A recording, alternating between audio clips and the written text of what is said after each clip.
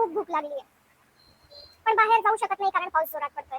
काही ऑर्डर करू शकत नाही कारण खाण्यात बऱ्याच गोष्टी अशा आहेत ज्या डाएटमुळे म्हणा किंवा इतर कुठल्या कारणाने मी त्या खाऊ शकत नाही, म्हणून मी ऑर्डर करत नाही कारण त्या मला इझिली मिळत नाही जे मला हवं आहे ते.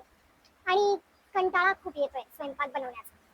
आता तुम्हाला असं वाटेल की स्वतःला खायचं आहे तरी स्वयंपाक बनवायचा कंटाळा येतो, तर येतो. मला कंटाळा येतो आणि माझ्यासारखे असे बरेच असतील ज्यांना असं वाटतं की आपल्याला जेवणाचं ताट हे आयतं मिळावं आणि मग आपण ते खावं.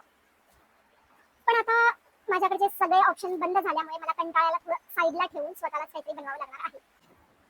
काय झालं माहितीये, मी तुम्हाला दाखवणार होती मी कसं बनवते काय, पण ते ऑलरेडी माझ्याकडे मिक्स केलं गेलं, पाणी टाकलं गेलं, तर तुम्हाला ते दाखवायचं राहिलं.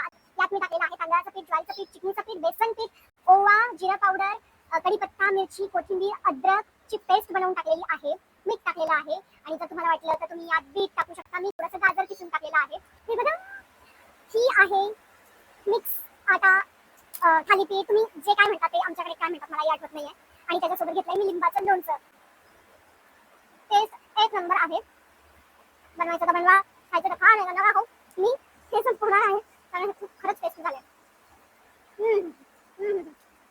आणि बाहेर पाऊस पडतोय आणि तेव्हा एवढं हेल्दी खाणं म्हणजे खरंच मस्त आहे.